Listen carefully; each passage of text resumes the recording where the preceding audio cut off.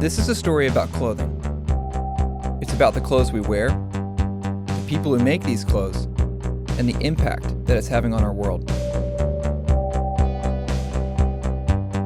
It's a story about greed and fear, power and poverty. It's complex as it extends all the way around the world, but it's also simple, revealing just how connected we are to the many hearts and hands behind our clothes.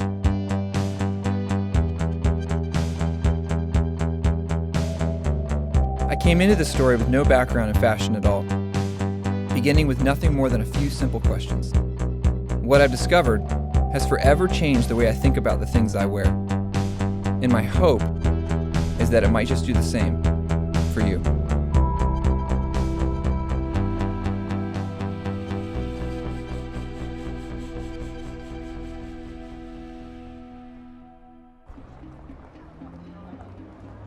Maybe just start and say your name and talk about how this kind of began. My name is Lucy Siegel. I am a journalist and broadcaster based in the UK, and I have been obsessed, consumed with the environmental and social impacts of the fashion industry for about a decade. Well, I love everything about clothes, you know. I love the poetry, I love the fabric, I love the colors, I love the textures, I love the way that they make you feel. You know, they are our chosen skin. Well, I had the classic massive closet, clothes everywhere, bags constantly coming into my house, you know, every day, every other day with some other item in, and never had anything to wear. I could never put together a coherent outfit. We communicate who we are to a certain extent through clothing, and this is again throughout history. You know, you have the trends at court, you know, again Marie Antoinette making these huge hats. It's always been, it's our personal communication in many ways. That's what interests me, that it is fundamentally a part of what we wish to communicate about ourselves.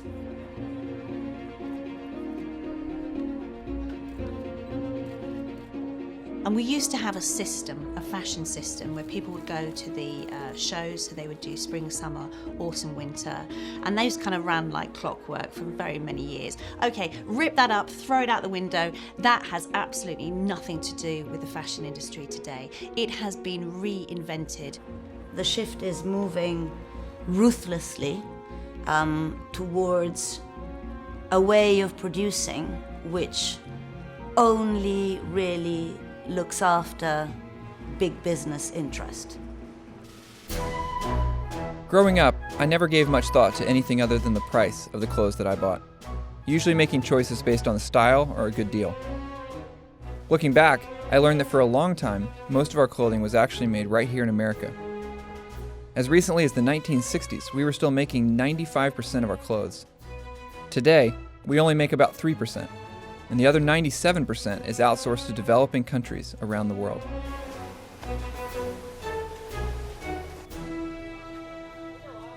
I've been in the business for over 9 years now. In terms of scale, we got about 25,000 people just on garment manufacturing side. We produce 1 in 6 dress shirts sold in the US. If you actually go to a store and you benchmark the price of a garment over the last 20 years, you will find that it's actually a deflationary product, i.e. the price has gone down over time.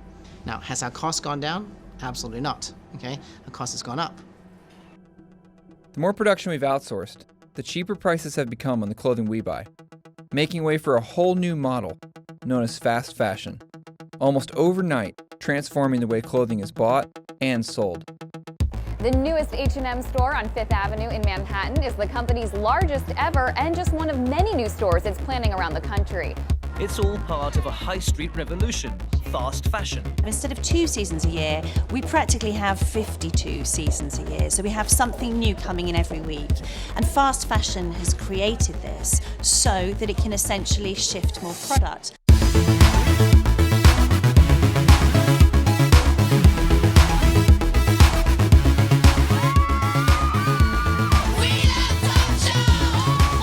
This fringe metallic skirt for $39 at Joe Fresh, a brand new store in town. With price tags that might look a little bit more appealing to budget-conscious shoppers. American consumers, they really have grasped the fashion part of H&M, and we know from before that American consumers are very value-oriented. If you match these two together with fashion and value, then you have a recipe. One Japanese clothing retailer is making a fast and furious march here in the U.S. The price has dropped. The way of making that product has completely changed. And you have to ask yourself at some point, where does it end? The global marketplace is someplace where we export work to have happen in whatever conditions we want, and then the products come back to me cheap enough to throw away without thinking about it. Well, globalized production basically means that all of the making of goods has been outsourced to low-cost economies, particularly where wages are very low and kept low.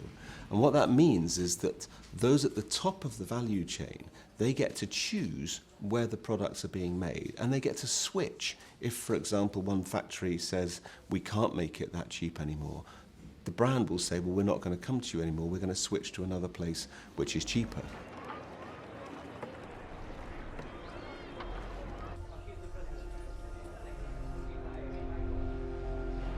In the West, they are using everyday low price. So every day they're hampering me and I'm hampering my workers. This is how it is. They are competing, the stores are competing in there. When the stores are coming to us for an order and negotiating, they're telling, look, that particular store is selling this shirt with like $5, so I need it to sell it in the $4. So you better squeeze your price, so we are squeezing. Then other store is coming and selling, hey, they're selling it the $4, so the target price is 3. If you can meet the 3, you are getting business, otherwise you are not getting. Because we want that business so badly and we don't have other options, okay, every time we are trying to survive actually. Ultimately, something's going to give. Either the price of the product has to go up, or manufacturers have to shut down or cut corners to make it work. Cutting corners and disregarding safety measures had become an accepted part of doing business in this new model, until an early morning in April, when an event just outside of Dhaka, Bangladesh, brought a hidden side of fashion to front-page news. Well, state media in Bangladesh say an 8-story building has collapsed near the capital of Dhaka, killing more than 70 people.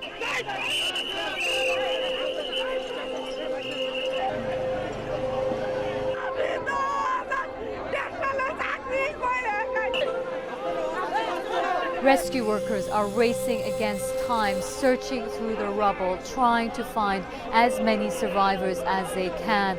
Hundreds are dead. Hundreds more might still be buried alive after officials in Bangladesh say factory owners ignored an order to evacuate. Some 400 dead, hundreds still believed to be missing. Garment workers in Bangladesh paying the price for cheap clothing. A huge crowd has gathered near the building site, many of them family members looking for loved ones, and they say they can still hear people screaming from underneath the rubble, crying out for help. Many are simply losing hope. আমি যে জায়গায় ছিলাম আমি আবার সিঁড়ির সামনে চলে গেছি দৌড়াই আর অমনি পড়ে গেছে পড়ে যাওয়ার লগে লগে আমার দুই পায়ে চাপা পড়ছে এই সাইডে যে ওয়ালগুলো আছে না ওয়ালে চাপা পড়ছে ওই চাপা আর তো পাও আমি দেখতেছি কি টান দিয়েও কোনো অবস্থায় আনতে পারুম না তো আমি টানাটানি করি নাই এমনি এখন মাথার মধ্যে কত চিন্তা কত রকম মনে কথা আসতেছে কামতেও পারতেছি না Anybody who like me, had written about problems in the supply chain, particularly for fast fashion, and tried to articulate how the risk was being carried by those who are most vulnerable and the worst paid. You tried to articulate that, but you could never have envisaged that there would be such a catastrophic illustration of what you were trying to say. And Rana Plaza, to me, was like some horror story. 2 weeks after the catastrophe, and the death toll now stands at a staggering 931, making it the worst garment industry disaster in history. I think one of the most profoundly impressing things about the Rana Plaza disaster was that news that the workers had already pointed out to the management the cracks in the building. They'd already pointed out that the building was structurally unsafe, and yet they'd been forced back in. Many survivors are asking how they could have been forced to return to work when management already was aware of the cracks in the building and workers' concerns on the very day of the collapse. A lot of clothes in American stores are made in Bangladesh by workers who earn about $2 a day. Last month there, a garment factory collapsed, killing more than 1,000. And a few months before that, a factory fire killed more than 100. And as bodies are still being pulled out of the rubble, another factory in Bangladesh caught fire early this morning, killing 8 more people. As story after story of clothing factory disasters kept filling the news, it was now the case that 3 of the 4 worst tragedies in the history of fashion had all happened in the last year. As the death toll rose, so did the profits generated. The year following the disaster at Rana Plaza was the industry's most profitable of all time. The global fashion industry is now an almost $3 trillion annual industry. Bangladesh is now the second largest apparel exporter after China. How? Well, unlike some of its competitors, Bangladeshi manufacturing remains dirt cheap, and unions have limited power. The country cornered the absolute bottom of the value chain. Those 1,000 poor girls lost their life because everybody didn't bother, didn't give damn shit, and they just wanted the cheap price and a good profit. It shouldn't be like that. Everybody should take the responsibility for those kids.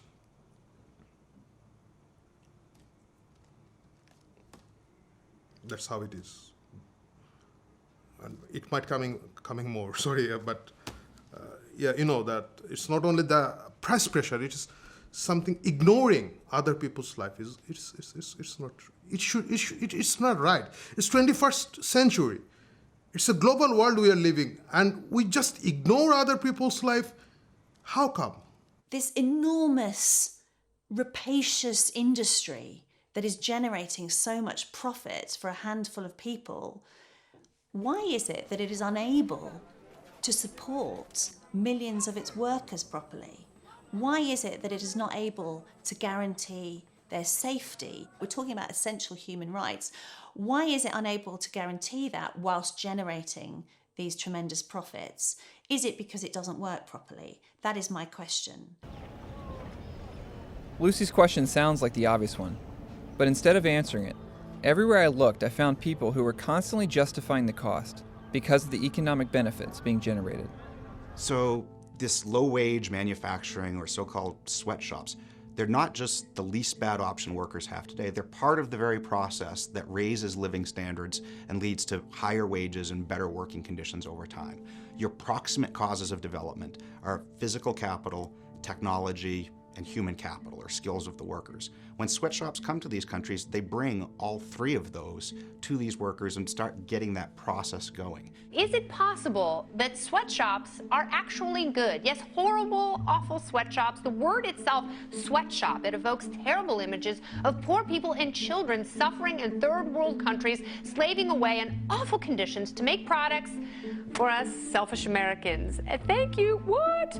Does it bother me that people are working in a factory making clothes for Americans or for, you know, Europeans, or that that's how they're spending their lives?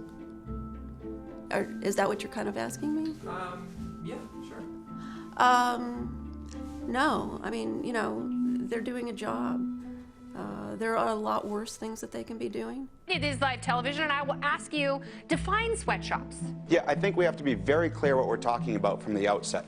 So we're talking about places with very poor working conditions as us normal Americans would experience it, very low wages by our standard, maybe children working places that might not obey local labor laws. But there's a key characteristics of the type of ones I want to talk to you about tonight, Kennedy, and that's that they're places where people choose to work, admittedly from a bad set of other options. Well, I mean, there's nothing intrinsically dangerous with sewing clothes. So we're kind of starting out with, with a relatively safe industry. It's not like coal mining or natural gas mining or, a lot of things that are much more dangerous. So sweatshops jobs look like horrible working conditions and wages to anybody in the West who's wealthy enough to own a TV and watch your video. But we have to keep in mind that the alternatives available for these workers aren't our own alternatives. They're much worse than our alternatives, and they're usually much worse than the factory job that the worker has. Low wages, unsafe conditions, and factory disasters are all excused because of the needed jobs they create for people with no alternatives. This story has become the narrative, used to explain the way the fashion industry now operates all over the world. But there are those who believe that there must be a better way of making and selling clothing that does generate economic growth, but without taking such an enormous toll. So we don't know yet how long this embroidery is taking. Do you think you could ask Shantu just roughly how long that whole panel is taking? Because I guess we'll see it later on in the FOB price breakdown, but it would be great to know, wouldn't it? So I'm Safia Mini. I'm founder and CEO of People Tree. And People Tree is a fair trade fashion brand that started over 20 years ago in Japan. You were worried that we had a bit too much navy. What are you feeling now? Because we did put more black into SS14, and that has worked really, really well with Orla's designer collaboration. Have we got enough black print in the collection? Well, we've lost that abstract dust print, this one here, in the black. But I think this pink will be really... I think it's one of those prints that everyone's a bit nervous of, but actually will do well. I think most fashion brands start with a concept of a collection or a look. They don't tend to think, who is going to make the product and how can I ensure that producers or suppliers are going to eat. So what we're trying to do at People Tree is really start with the skills that we have at each producer group and then design the collection up whilst also looking at the integrity of the collection in its aesthetic. I worked originally with freelance designers and went into Bangladesh, Zimbabwe, India, Nepal, the Philippines. And bit by bit, we put together, an amazing network of like-minded fair trade organizations that put women's development, the workers' social development and environment absolutely central to everything they do.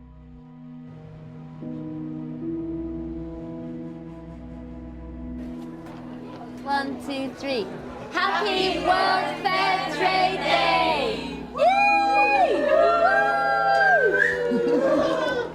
そうですね。世界フェアトレードは今日、15年目になるんですけれども、そうですね。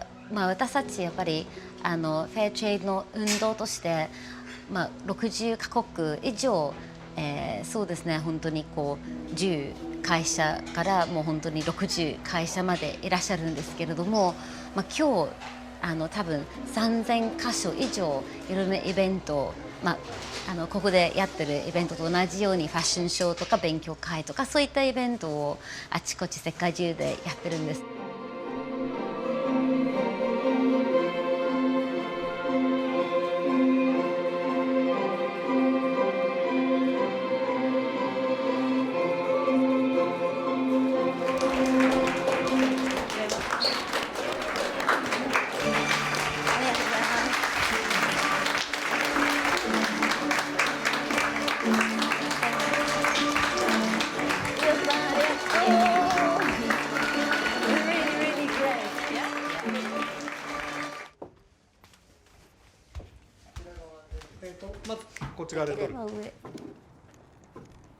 体もう少し私の方に向いてもらえますか？足ももっと。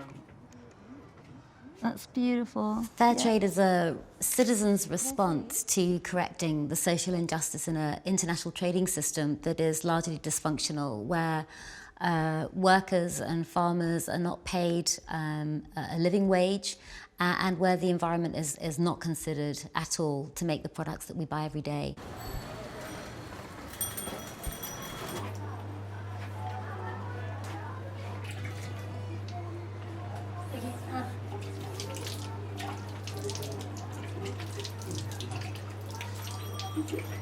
আমার নাম সীমা, আমার বয়স এই 23 বছর।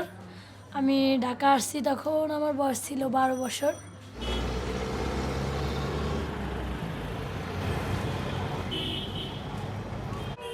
Shima is one of about 40 million garment factory workers in the world. Almost 4 million of these workers are here in Bangladesh, working in almost 5,000 factories, making clothing for major Western brands. Over 85% of these workers are women, and with a minimum wage of less than $3 a day, they are among the lowest paid garment workers in the world. কারণ আমি ঢাকা আসছি, আইসা আমার খালার কাছে থেকে আমি চাকরি করি গার্মেন্টসে। যখন আমি গার্মেন্টস চাকরি নিয়েছি তখন 700 টাকা বেতনে গার্মেন্টসের চাকরি নিয়েছি।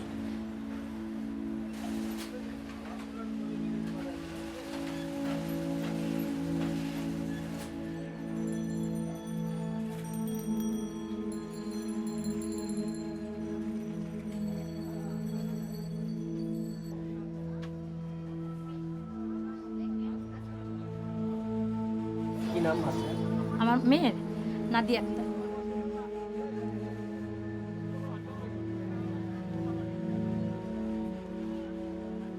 প্রায় 15 দিন আমি অফিসে নিয়ে গেছি, কিন্তু অফিসে প্রচণ্ড গরম, আর ওই কাজের ভিতরে তো মনে করেন মিলানো, ওই মেডিসিন মিলানো, ওগুলো বাচ্চাদের মুখে গেলে অনেক ক্ষতি হয়ে যায়।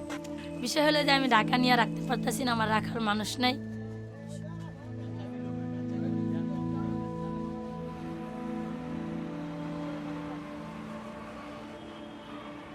The workers must not have any kind of distrust on their owners. If they have, there will not be any good working atmosphere in the factory. They must respect. The owner is paying us as per rule. If they do not have this kind of confidence, you won't get the result. তারপরে আমাদের এই অফিসে union করছি, এই ইউনিয়নের পর থেকে আমি প্রেসিডেন্ট পোস্টে আছি। তখনই স্যারের সাথে মানে দাবিনামাটা জমাও দেওয়া হয়েছে, স্যারেরা রিসিভও করছে। রিসিভ করার পরে স্যারের সাথে একটু কথা কাটাকাটি হয়, কথা কাটাকাটিতে হওয়ার পরবর্তীতে তারা দরজা লক করে 30-40 জন স্টাফ এবং স্যারেরা মিলে আমাদের উপরে এরকম আক্রমণ করে, অনেক মারধর করে, এবং সাথে চেয়ার ছিল, তারপর মনে করেন যে ওই লাঠি ছিল, স্কেল মিস্কেল ছিল, সিজার মিজার ছিল, ওইগুলো দিয়ে, এবং বেশিরভাগই আমাদের অত্যাচার করছে। তারা শুধু লাথি মারছে, ঘুষি মারছে, এবং ওয়ালের সাথে মাথা বাইরে এসে বেশিরভাগই বুকে এবং তলপেটে এদিকে আমাদের অনেক আঘাত করছে স্টাফরা মিলা। It's estimated that 1 in every 6 people alive in the world today work in some part of the global fashion industry, making it the most labor-dependent industry on Earth. Most of this work is done by people, like Shima, who have no voice in the larger supply chain. But to fully understand the impact that fashion is having on our world, we have to go back to where it all begins.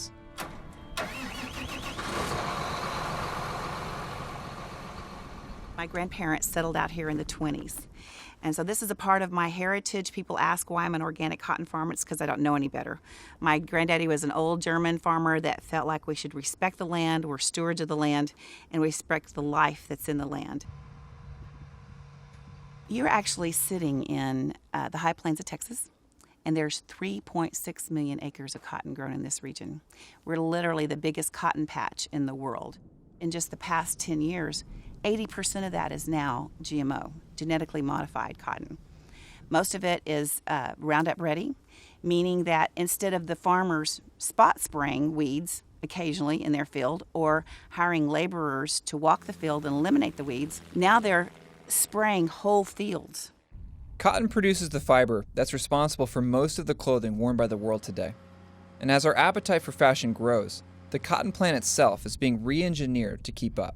There's been this big drive towards the industrialization of agriculture, the intensification of agriculture. So instead of the old forms of farming, which were very much in tune with nature, they were linked to the cycles of the natural year and the seasons, what you see now is an intensification where the land is almost reconsidered as if it was a factory. What you've created is this general practice of we treat millions of acres the same. We put a dose of chemical on it all, and that's when you get these big ecological effects that nobody has a grasp of what's really happening. Nature tends to heal itself in small pockets, but when you get this big, broad approach, we really don't know what's going on. For us, it's not reducing the amount of pesticides and chemicals that are going on the cotton. That's one of the big sales. It reduces that. Not in our area where we are spraying millions and millions of acres and dollars of Roundup across the entire South Plains. What kind of impact is that having on our soil with residuals that are left at the microbacterial level? What kind of impact is that having on the people in our communities? Where's the cost on that? Monsanto is proud to be the industry leader in agricultural innovation because of what these agricultural advancements can do to help you double yields for the future needs of the world. We're dedicated to the future of agriculture and providing farmers with innovations that help them produce more and conserve more, while improving the lives of people around the world. Together, we can face the challenges of the next generation and beyond.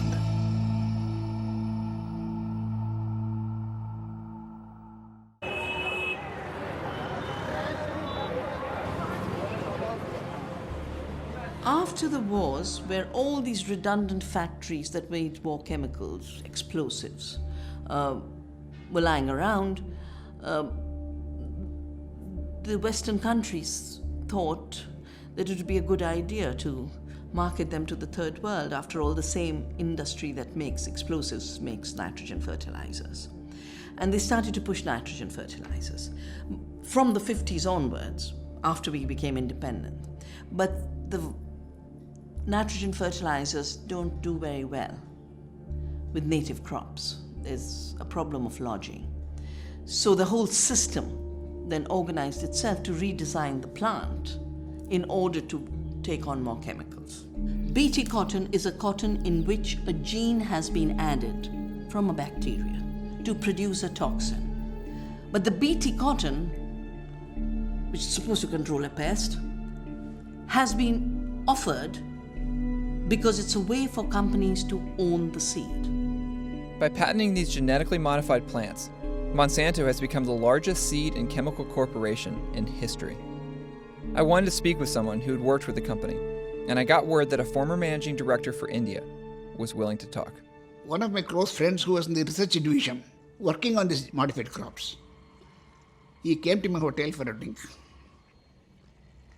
We were sitting and having a drink, and after a few drinks he told me, "Hey Jack, we're going to change the type of business you're doing in India." I said, "What do you mean?" "We are going to get into seeds business. And we are going to make the seed business on all crops so that we have the monopoly on seeds. And every farmer has to come to us to buy seeds every time." That rang a bell in my mind. If a poor farmer is to go to Monsanto to buy seeds every time, and such expensive seeds, at that time there's no idea of Bt at all for me. Genetically modified seed was not in my mind. Even seed monopoly is something very bad. So farmers get into debt when they get the seed because of the high cost, 17,000% more. They get into deeper debt because it doesn't deliver on the promise of controlling pests, so they have to buy more pesticides. The tragedy with chemicals, whether it's fertilizers or pesticides, is that they are what has been called ecological narcotics. The more you use them, the more you need to use them. For a while, the yield of the single commodity climbs and then it starts to decline because you have contaminated the soil.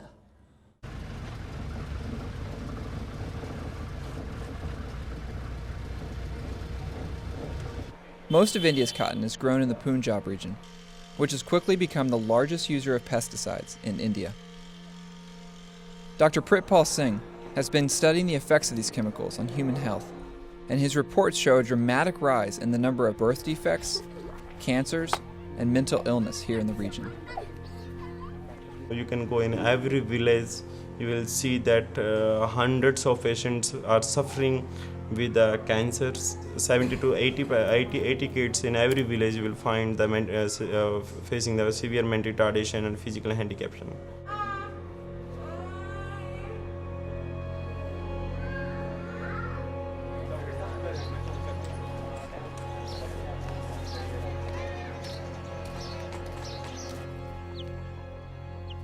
Companies, fertilizer, pesticides, they are totally refusing the after effect of the pesticide and fertilizer, and this is the you can say classical symptoms of the toxicity. In one village there is 60 mentally-retarded kids like this boy, so it will be very dangerous phenomena in the Punjab. And pupils, farmers and labor, there is small farmers and maximum the labor means, so they can't afford now treatment. Ultimately they have accept to the death of their kids, and they are waiting the death of their kids. Mother is waiting for the death of this boy. Companies that make the GM seeds and make the chemicals are the same companies, and they're also the same companies that make the medicines which they are not patenting. So you get cancer, there are more profits. For them it's a win, win, win, win, win. As for nature and people, it's a lose, lose, lose, lose, lose. It's the day those agents of these companies come to the farmer and say, you owe me this much, you haven't paid back, now your land is my land. That day the farmer will go into his field, drink a bottle of pesticide and end his life. And every widow I've talked to said, and the neighbors came and said they first found my husband lying in the field. In the last 16 years, there have been more than 250,000 recorded farmer suicides in India. That's about one farmer every 30 minutes, and it's the largest recorded wave of suicides in history.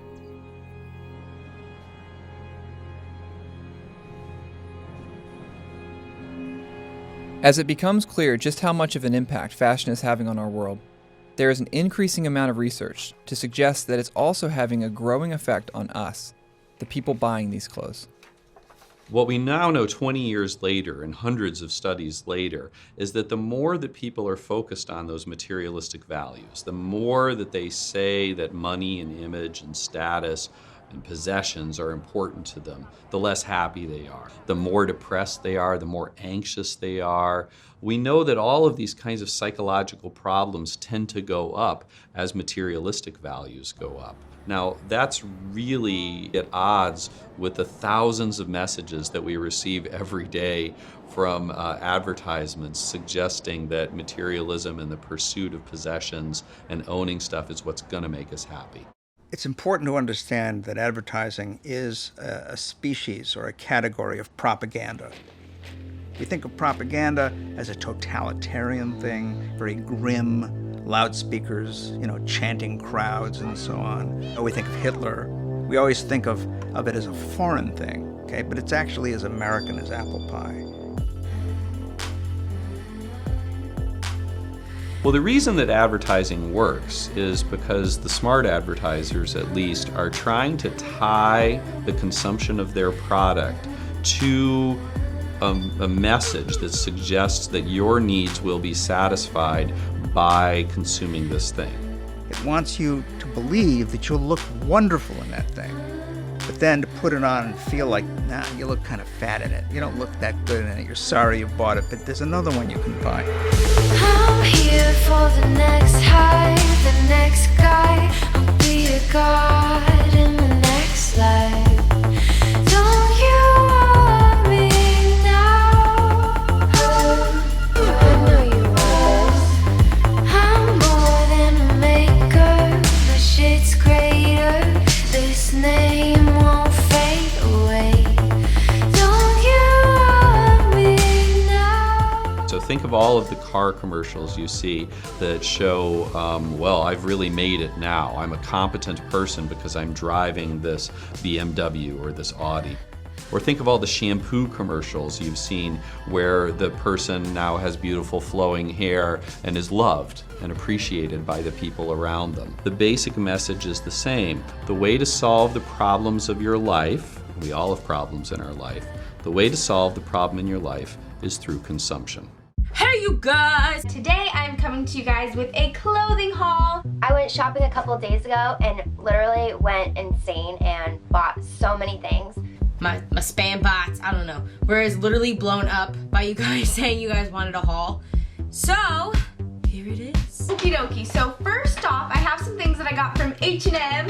So then I went to Forever 21. It wasn't even a question, it was just like fate. I just had to get it. Like if it could levitate towards me, it would have levitated. I got this skirt, bright yellow, and it was $8.50.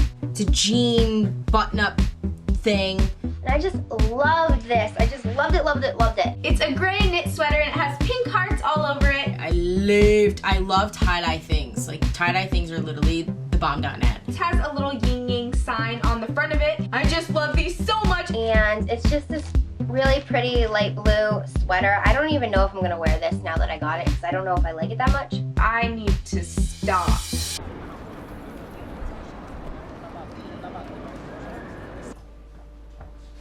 I try to understand better why people doesn't realize that they are becoming poorer and poorer, and I ask myself, okay, but what has changed instead of when I was young? And fashion is something that has dramatically changed. I was able to buy 1, 2 t-shirts, 4 t-shirts, for example, a year. Now, I mean, also my children, they used to buy every party, I mean, they buy a t-shirt.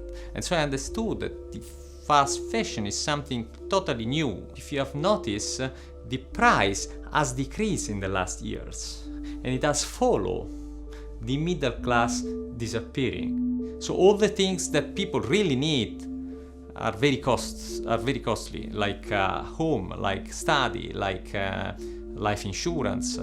On the other side, there is a sort of consolation part of their life.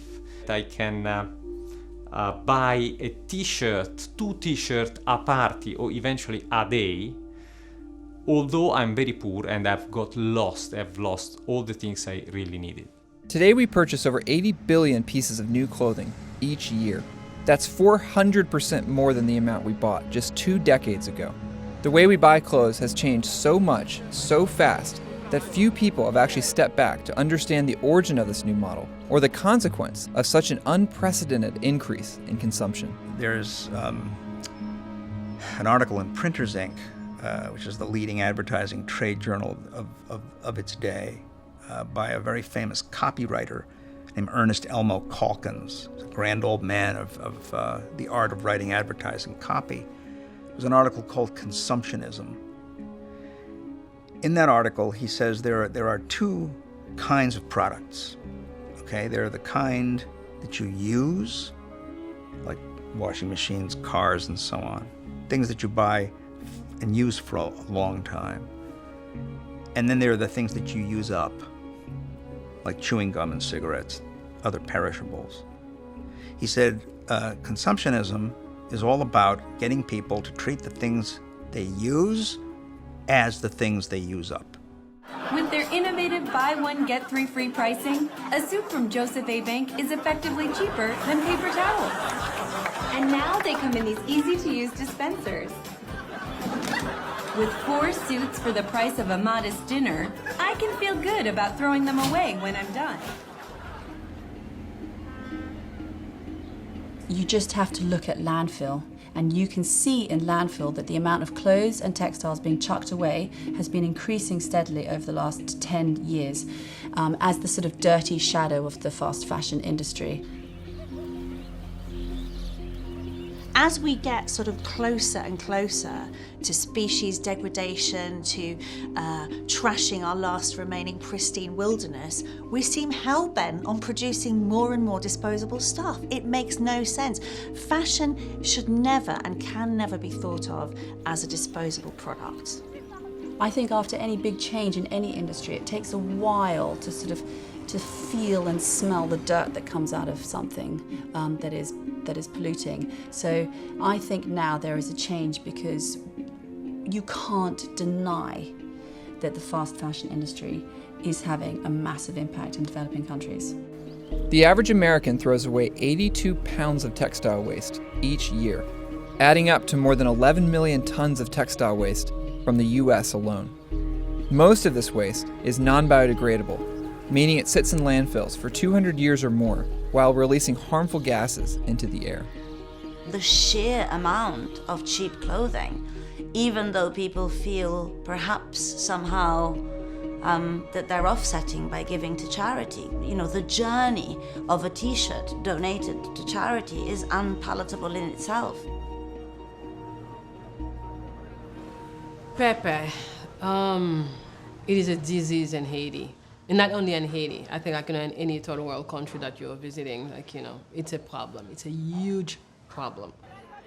Pepe, a bunch of clothes, most of them came from the States. People will go and buy a box full of clothes. They don't even know what they're buying. Those are clothes people donate to charity, and charity cannot sell them on their thrift store or whatever. They pack them, ship them to those third countries, and most of them end up here. Turns out that only about 10% of the clothes that we donate actually get sold in local thrift stores. And as we're going through our clothing faster and faster, now more of it is being dumped into developing countries like Haiti.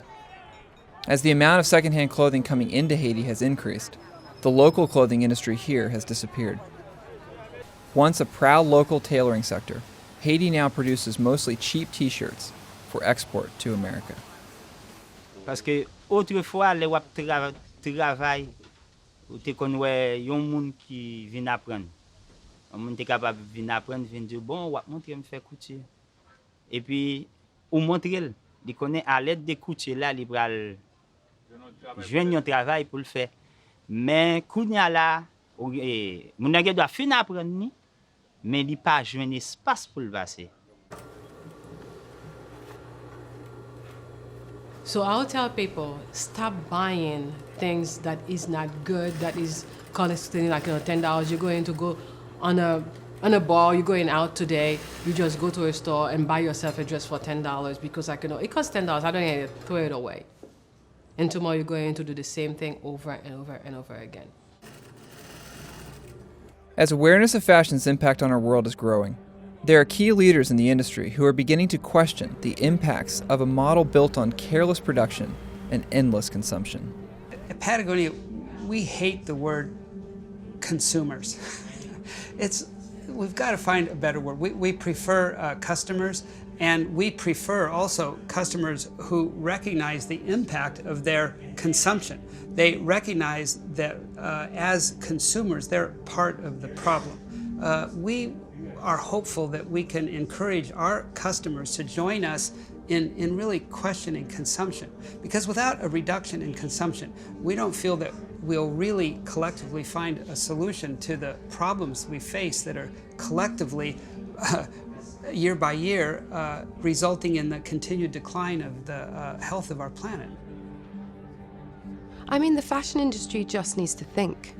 It needs to just stop and sort of look at how it's been working in a conventional way and just sort of question it, challenge it, and that's, for me as a designer, that's the most exciting thing that I do now. More exciting than saying, oh, I love this color this season, or this is the silhouette or the hemline. For me, a way bigger challenge and excitement is actually looking at my industry and saying, you know what, I'm gonna try and do it in a way that is not as harmful to the planet. Business through advertising has pulled society along into this belief that happiness is based on stuff, that true happiness can only be achieved with, an annual, seasonal, weekly, daily increase in the amount of stuff you bring into your life. That we want to encourage our customers to think twice about those assumptions, to understand where they came from, and through that understanding to know that we can all together, we can change how this is done. The customer has to know that they're in charge. Without them, we don't have jobs, and that is really important. So you don't have to buy into it. If you don't like it, you don't have to buy into it. I love the embroidery, Shantu. The embroidery is really nice. Don't you think we should have the embroidery on both sides? I think we should definitely add the embroidery here as well. I think it looks a bit mean to have it just on the front, so let's have it on the sides too. It won't add much cost. It's not so dense, is it? What do you think? Swallows is a fair trade fashion business, but it's also a development society, so it helps more than 3,000 people in this village. I come here every 4 months. We call them production trips, and we're working with the producers, trying to find out, what are the barriers to making a great product and to getting it to the market. And we're also doing fair trade capacity building, so looking at, what are the obstacles to delivering more social benefit or improving, the environmental protection in these areas. For me, this is about partnering. This is about finding creative solutions together with the team here, and really listening to what their problems are and finding a way that works together.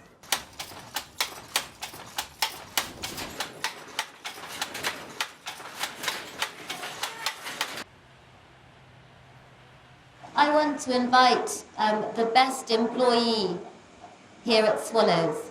I want to invite one female representative from Swallows to come to London in autumn or next spring. And I would like you to think who would be that best representative. But I want you to know who your customers are, and I want you to really understand the marketplace and come back and tell all your friends.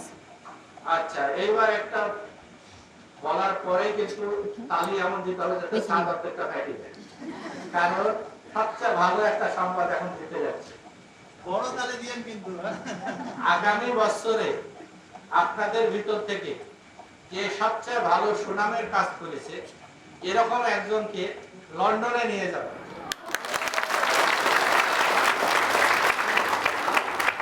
Either if she does it single thread, single stitch, then maybe she needs to do more densely, more concentrated. এটা কি এই gap? আর এখানটা আছে এখানে কোন জায়গায়? আচ্ছা, এইটা করতে হবে। এখানে কি সিঙ্গেল নেওয়া হয়েছে? একবারই করা হয়েছে। এই সিঙ্গেল দিয়ে দুইবার করে এখানে দেখাতে তো। So if she continues for a bit, we're going to go up to the sample room now for SS15. Yeah. Can she come and show us the next one that she does? Yeah.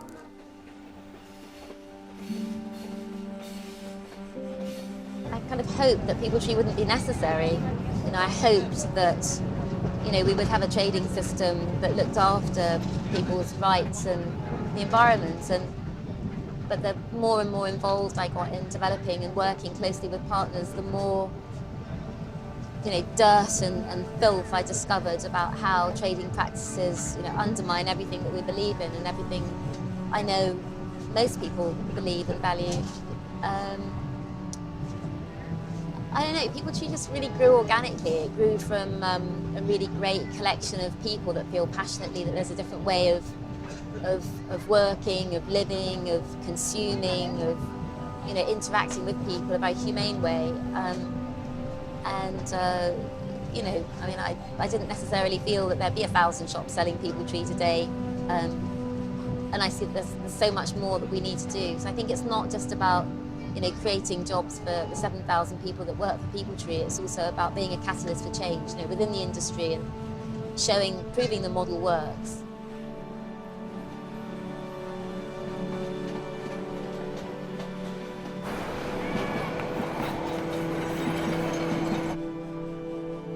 Yeah, when we first went organic, I think there was only 2 or 3 of us at the time. And we formed the Texas Organic Cotton Marketing Cooperative.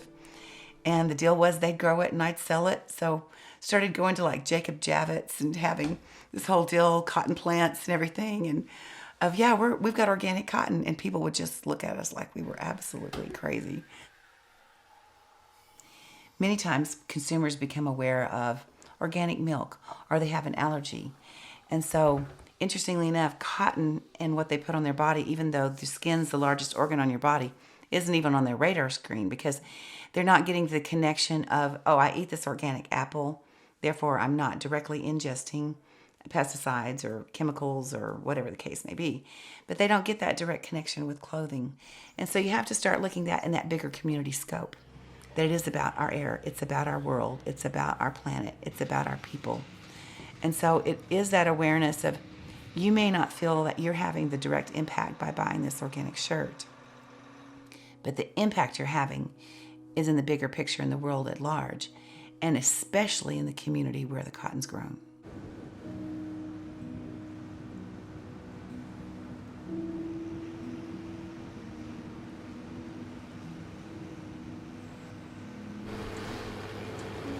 As the hard freeze comes, as organic farmers, we wait for that freeze because that literally defoliates, takes the leaves off the plant so that when we harvest, the bolls open that are mature and it leaves the cotton here, and you can see it kind of comes out in sections.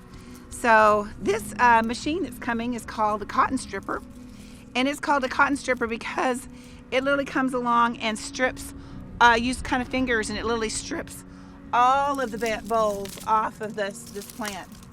So when you look over there, you can see the harvest has been there and it's taken all the plants off.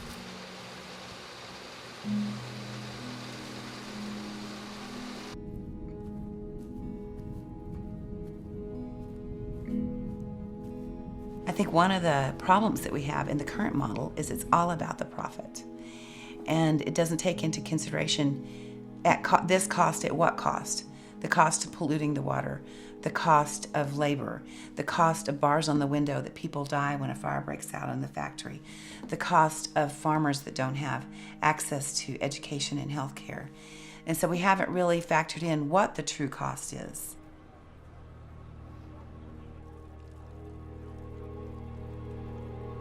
Kanpur is situated along river Ganga, which is the holiest river, and it's also very important for 800 million Hindus, and also it serves as lifeline of North India. So this river is being polluted and killed by the leather factories of Kanpur. With growing demand for materials like cheap leather, Kanpur is now the leather export capital of India.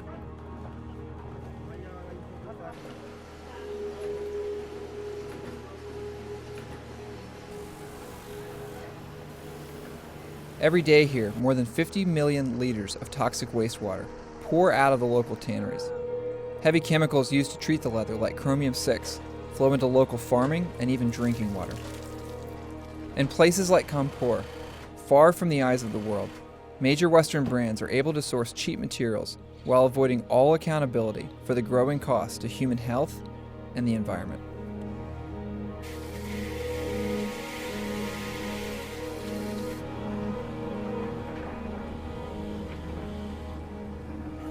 People in that area are in the tight grip of tannery pollution.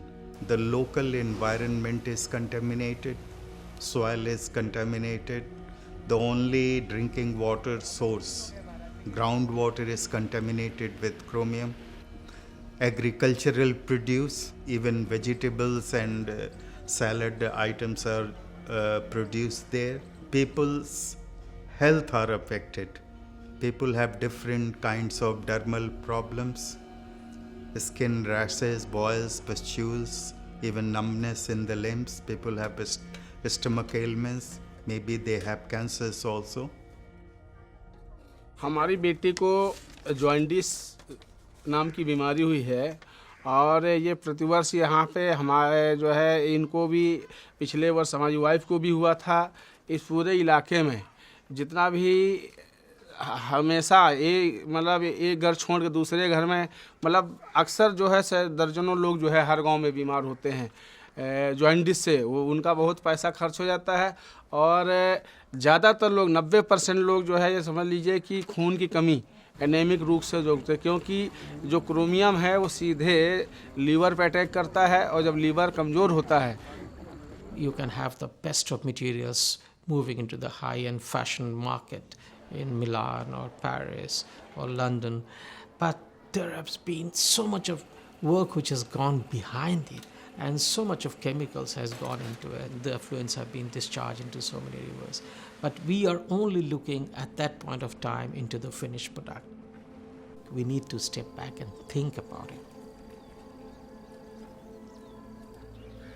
Fashion today is the number 2 most polluting industry on Earth, second only to the oil industry. The alarming thing is that not only is fashion using a huge amount of natural resources and creating staggering environmental impacts, these natural resources and this impact is often not even measured. Because they've been so abundant, these resources, it's been assumed that they're going to be there forever. So I think business has not accounted for them because it's only since the 1950s that we've really had this industrial expansion at such a rate that we started to see exponential growth and exponential use of natural resources. The first economy on which our lives rest is nature's economy. Nature has an economy. That economy is huge. It's not counted. Then we have people's economy, women working, weavers working, farmers growing. And that was made invisible through this construct, first in the Depression and then during the war years, of the number called the GDP, the gross domestic product, which measures only that which is traded and has become a commodity. A lot of the resources that we use to make our clothing are not accounted for in the cost of producing those clothes. So when it has water that's used to produce clothing, land that's used to grow the fiber, chemicals that are used to dye, those things all are inputs, and as inputs they cost something, and they also give outputs. In some cases good outputs, the clothing themselves, jobs, but in other cases bad outputs like harmful chemicals or greenhouse gas emissions, and those things have costs as well.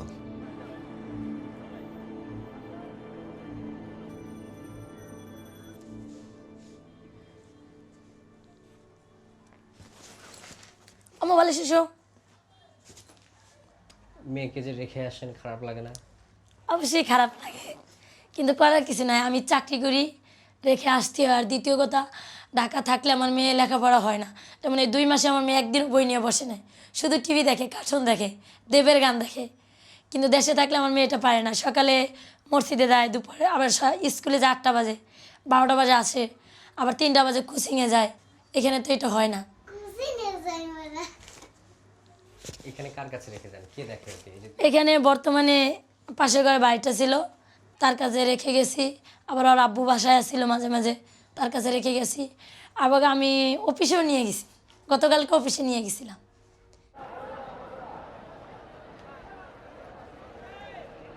The same low wages that have made places like Bangladesh so attractive for brands to do business have left millions of workers here working incredibly long hours, unable to afford to keep their children with them, even in the city's worst slums.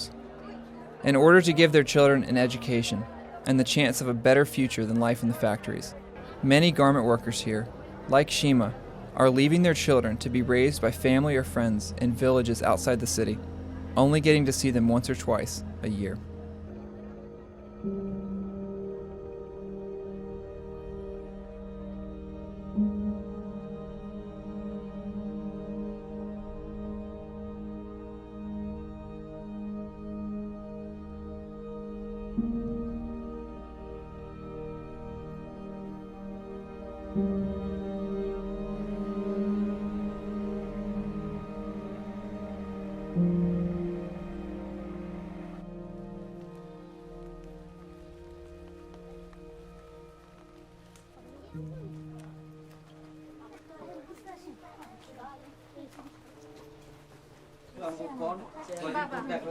এটা আমার বাবা। 1 বছর পরে আমার বাবার সাথে আমার সাথে পরিচয় এবং দেখা। তাছাড়া হয়তো মোবাইলে একটু যোগাযোগ হয়, কিন্তু দেখতেও না। আজকে 1 বছর পরে দেখলাম। এটা আমার আম্মা। হ্যাঁ, 1 বছর পর আম্মার সাথে পরিচয়। মানে মোবাইলে কথা হয় আমার সাথে, তো দেখি না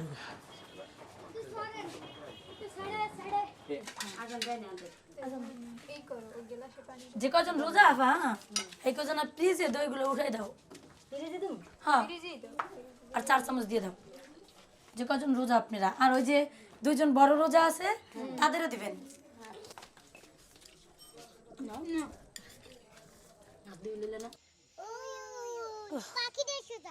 পাখিদের সুজা দেই না কোন জায়গায় এদিকে না না এদিকে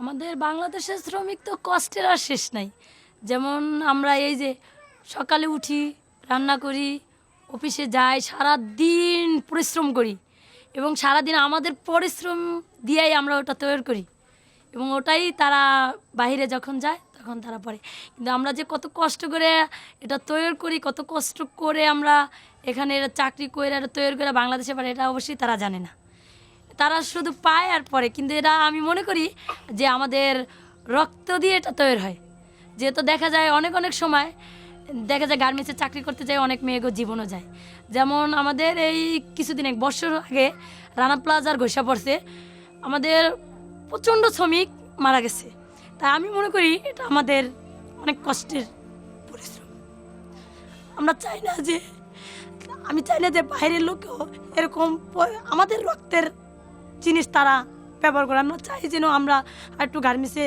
উন্নত মালিক যেন আর একটু সতর্ক হয় যেমন রানা প্লাজার ঘোষা পড়ছে আমি চাই না যে রানা প্লাজারের মালিকের মতো আর অন্য মালিক এরকম রিস্ক নিয়ে এবং এরকম বিল্ডিংয়ে ওয়ার্কারদের নিয়ে কাজ করে এবং আরও এরকম শ্রমিক মারা যায় আরও অনেক মায়ের কোল খালি হয় আমি এটা কোনোদিনও চাই না আমি চাই আমাদের আর একটু মালিক সতর্ক হোক এটাই যেন আমাদের একটু দেখে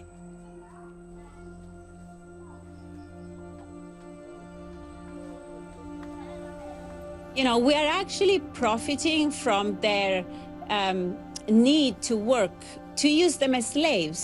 And I'm not saying that we don't, you know, we need to give them work, but they have to be treated with the same respect that we treat our children, our friends. They're not different from us. Livia Firth has been calling for major change in the fashion industry. She made headlines by starting something called the Green Carpet Challenge, urging celebrities and top designers to take part in more mindful forms of fashion. She runs a sustainability consulting firm called EcoAge and had just been invited to speak at a conference on the future of fashion. If fast fashion didn't exist, we wouldn't need to have a summit in Copenhagen to try and clean the mess of environmental destruction, social justice destruction, that it has been caused in the last 15 to 20 years of its existence. Fast fashion wants to produce fast, so the garment worker has to produce faster and cheap. So the garment worker is the only point of the supply chain where the margin are squeezed. And you have these huge, you know, companies going to the factory in Bangladesh, place an order for 1.5 million jeans for, you know, 30 cents each, 50 cents each. How can you make it ethical? I don't know. But also from the consumer point of view, is it really democratic to buy a t-shirt for $5, a pair of jeans for $20? Or are they taking us for a ride? Because they're making us believe that we are rich or wealthy because we can buy a lot. But in fact, they're making us poorer. And the only person who is becoming richer is the owner of the fast fashion brand. So that makes me a little bit angry.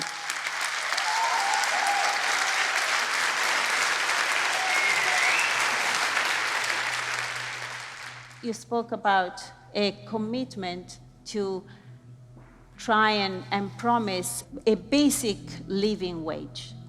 What does that mean? How do you define a fair living wage in Bangladesh? You know, what does that mean? And I have a pilot project in 3 factories, and by 2018, 15% of your factories are going to have that. It's not good enough. It's not. It's very clear for us that what a living wage is something that the workers should say. and that's incorporated in our way of working. How much is it? And that's not for us to say a sum, but we do an assessment all the time. How much is to it? make sure that it covers the basic needs of the workers. So I can show you that later on. H&M has mastered the model of fast fashion, becoming the second largest clothing corporation in history, with annual revenue of more than $18 billion. They are now one of the largest producers of clothing in both Bangladesh and Cambodia. Sadly, along with every other major retailer I asked, they declined all interview requests for this film.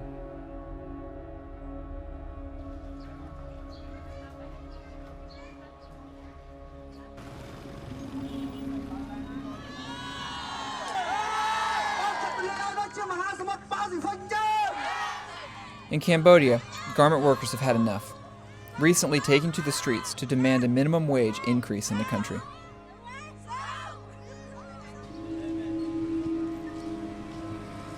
As protests continued, workers were met with violent crackdowns as police began to open fire with live rounds.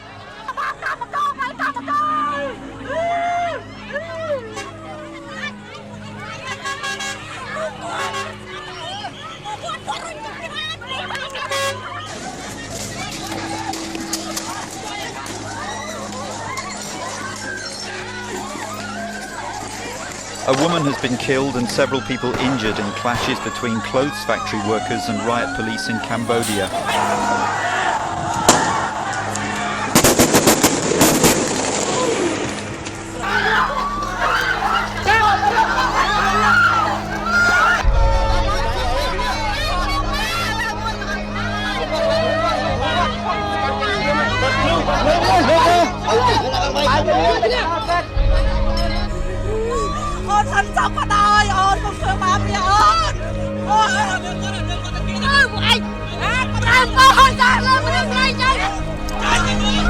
For 2 days, Cambodia was a battleground. The city of Phnom Penh. The police, the paratroopers were brought in as if there were war on the street of Phnom Penh. Why? Because workers in the textile industry continue to demand a minimum wage of at least $160.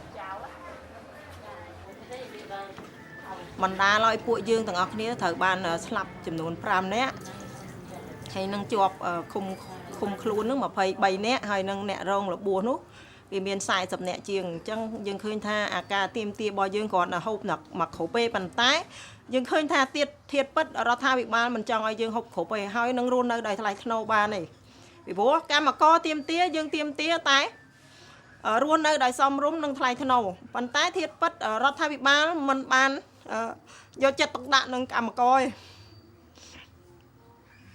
Today is the funeral of a factory worker. He was beaten to death.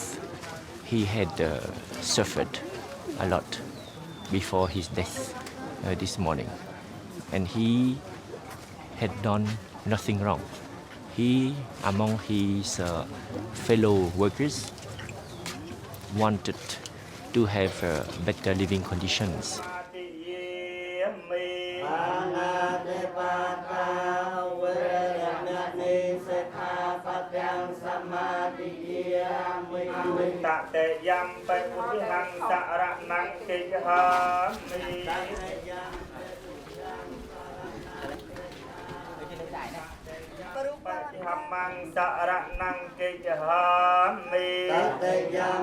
We will continue his fight so that all Cambodian workers will have decent living conditions. Thank you, sir.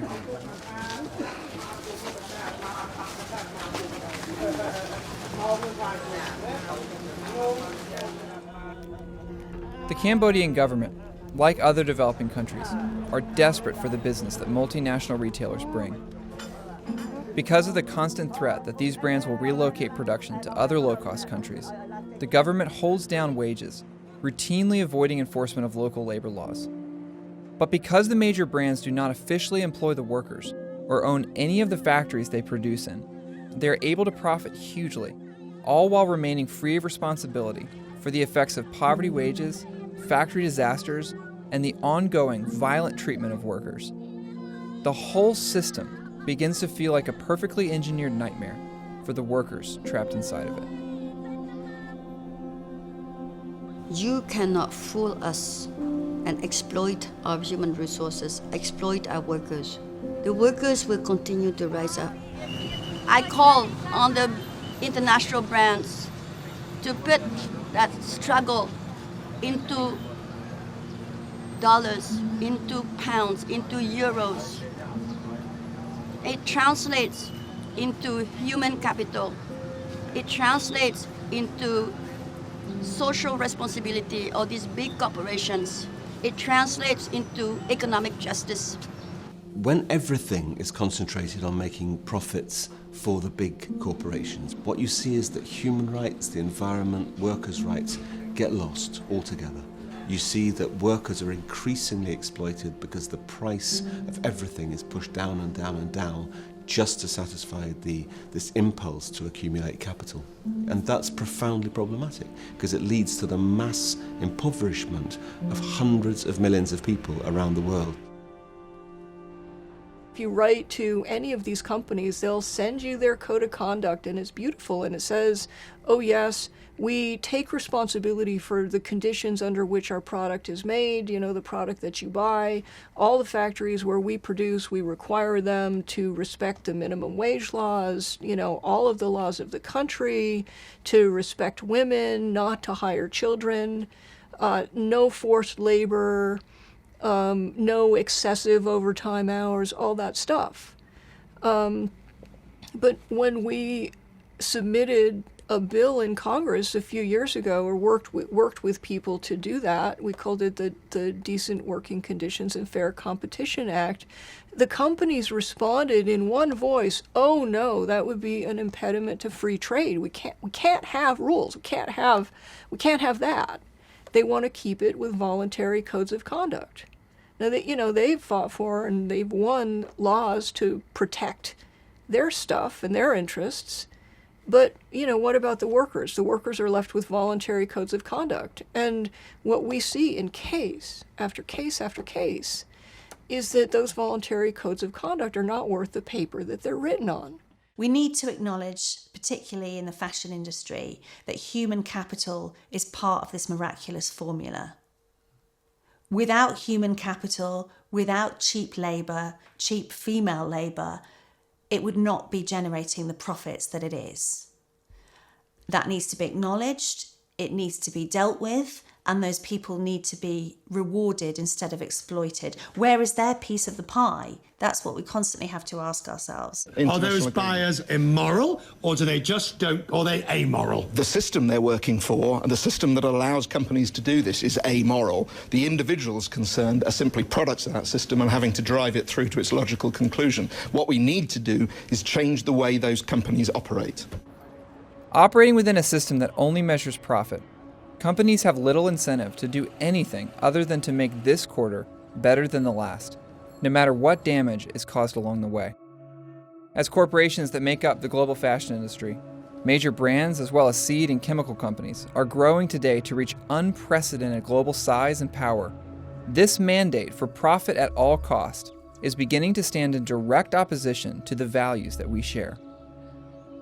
Richard Wolff is an economist who, after graduating from Harvard, Stanford, and Yale, became convinced that the real problem is within this system itself. So America became a peculiar country. You could criticize the education system to make the schools better. You could criticize the transportation system to make that work better. But you couldn't criticize the economic system. That got a free pass. You couldn't criticize, and if you don't criticize something for 50 years, it rots. It goes to seed. But one of the ways a healthy society works is it subjects its component systems to criticism so that we can debate it and hopefully fix it or improve it or do better. Capitalism couldn't be questioned. Capitalism is the reason the fashion industry looks as it does today. It's the reason why workers in Bangladesh are paid so little, because if you're operating in a capitalist system, the main thing you have to do is create profit, and you have to create more profit than your competitors. And this is what drives companies to push wages down and down and down. Like companies don't go, like fashion retailers don't go to places like Bangladesh for any other reason except they can get the cheapest labour possible. Like there's no collective rights in Bangladesh, there's no trade union rights, there's a very, very low minimum wage, there's no like maternity benefits, there's no pensions. That is why the fashion industry is in Bangladesh, because it can reap the biggest profits out of those people that are making the clothes for them. Before you can solve a problem, you have to admit you got one. And before we're going to fix an economic system that's working this way and producing such tensions and inequalities and strains on our community, we have to face the real scope of the problem we have, and that's with the system as a whole. And at the very least, we have to open up a national debate about it.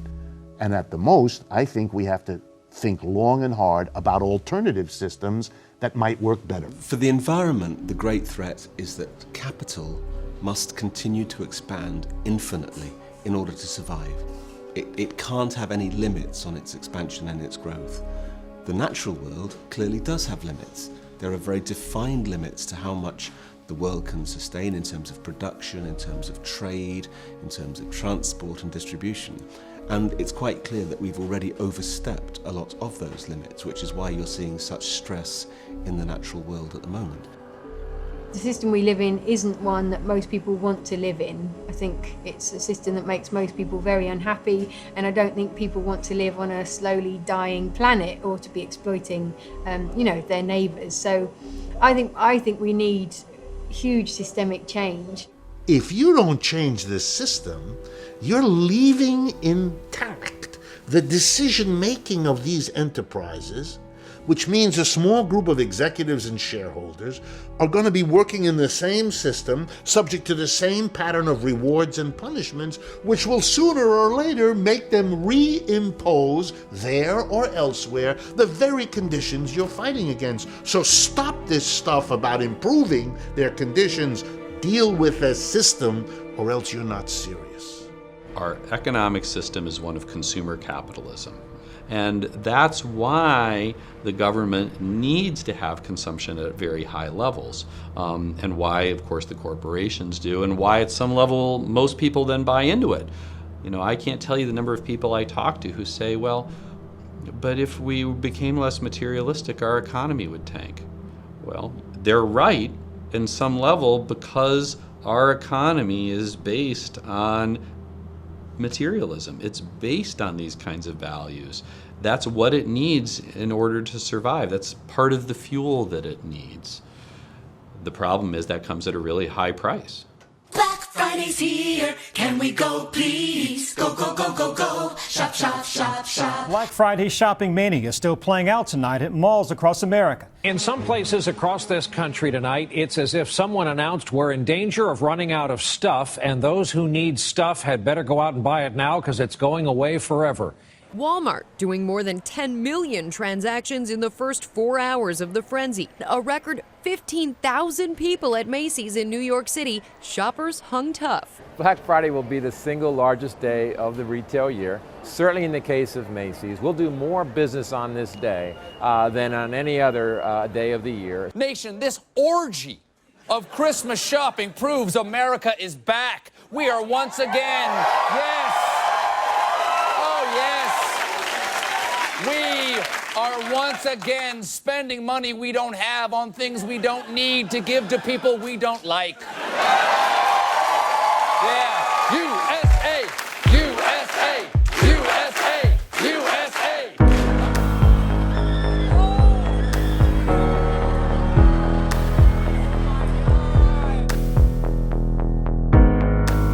I've kept my grip so tight. I won't let anyone get in my way. I want beautiful things, golden rings, and I get what I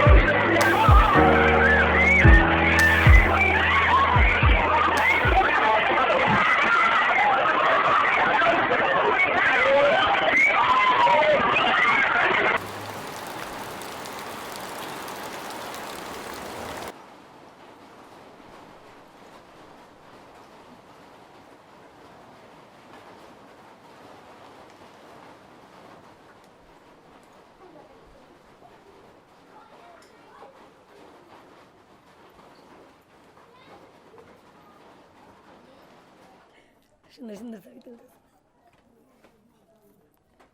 ছবি তো আজকে পাপ্পা দিয়ে দিতে আছে কালকে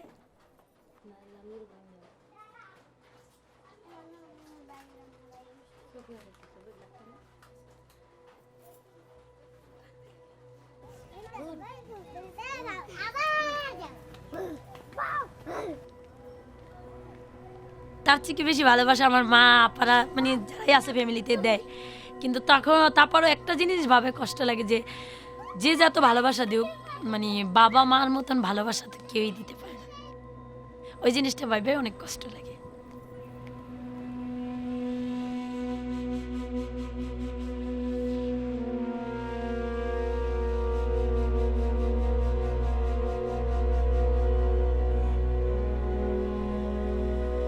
চাই আমার মতন যেন আমার মেয়েটা গার্মেন্টস জীবনে না জড়ায় এবং আমার মতন যেন কষ্ট আমার মেয়েটার না করতে হয় আমারও কষ্ট লাগে কিন্তু আমি মনে করি যদিও কষ্ট লাগে আমার এই কষ্টটা সার্থক হবে ওই দিনই যেদিন আমার মেয়েটা আমি লেখাপড়া করে মানুষ করতে পারবো মানুষের মতো মানুষ করতে পারবো গ্রামের মানুষে বলবো যে না সীমা যদি ঢাকা থেকে গার্মেন্টসের চাকরিও করছে তাও আর মেয়েটাও টাকা পয়সা খরচ করে লেখাপড়া করাইছে এবং মানুষের মতো মানুষ করে তুলছে এবং যে কোনো একটা ভালো সরকারি চাকরি যদি নিতে পারে কি ভালো একটা ছেলের সাথে যদি বড় হলে আমি বিয়ে শাদী দিতে পারি তখন মানুষ আমারে ভালো বলবে এবং নিজের কাছে আমার গর্ব মনে হবে যে আমি কষ্ট করলাম আমার মেয়েটার কষ্ট করতে দিনে আমার মেয়েটাকে আমি মানুষের মতো মানুষ করে তুলছি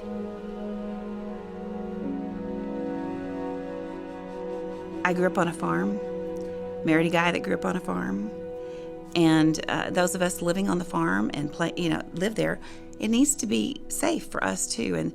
And the new chemicals that were coming out and the intensity of the use was just continuing to increase. And then in 2005, Terry started having some loss of fine motor skills and this and that, and come to find out, he had a glioblastoma multiforme stage 4 brain tumor. And at the prime age of 47 years old. And he died at the age of 50. They gave us 6 months. We had 2.5 years. And the brain surgeon that worked on him, Lubbock has got huge cancer clinics and a medical hub. We didn't have to go someplace else to have a brain tumor surgery. We were able to stay right here because he does so many of them. He said that these kind of tumors are found in men age 45 to 65 that work in the agricultural industry or the oil field. And so while I don't have a smoking gun and the blood tests that say the use of cotton chemicals and agricultural chemicals directly led to my husband's death, there's just too many linkages with his father's death. Growing up on a chemically intensive farm, we live in the middle of 3.6 million acres of cotton that use a lot of chemicals. And so at that point in time, organic was no longer important to me. It was imperative. It's imperative that we change agriculture. It's imperative, if we're talking about the long-term sustainability and well-being of our lives on this planet and our children's lives on the planet, that we have to change.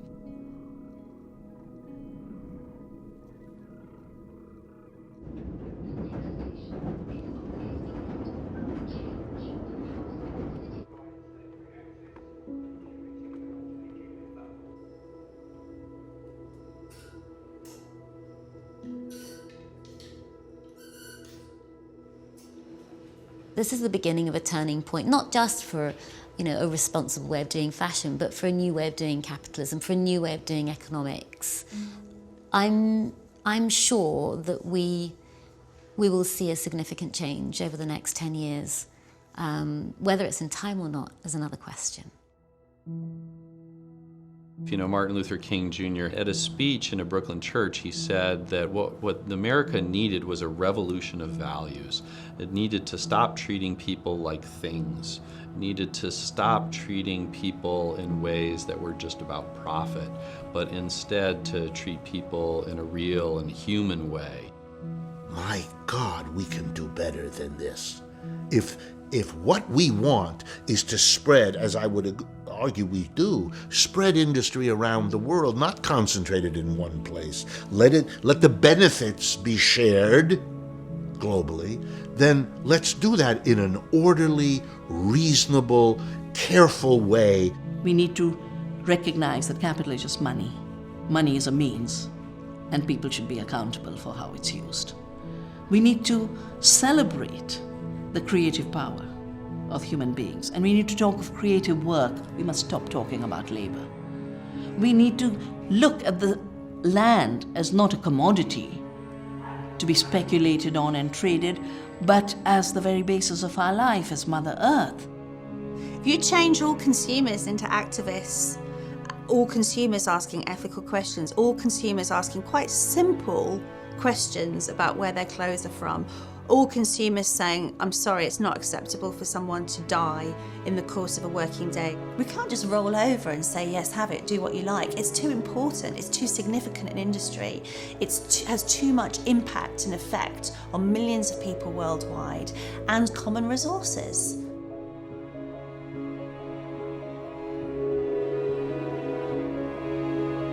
Will we continue to search for happiness in the consumption of things? Will we be satisfied with a system that makes us feel rich while leaving our world so desperately poor? Will we continue to turn a blind eye to the lives of those behind our clothes? Or will this be a turning point, a new chapter in our story, when together we begin to make a real change, as we remember that everything we wear was touched by human hands? In the midst of all the challenges facing us today, for all the problems that feel bigger than us and beyond our control, maybe we could start here with clothing.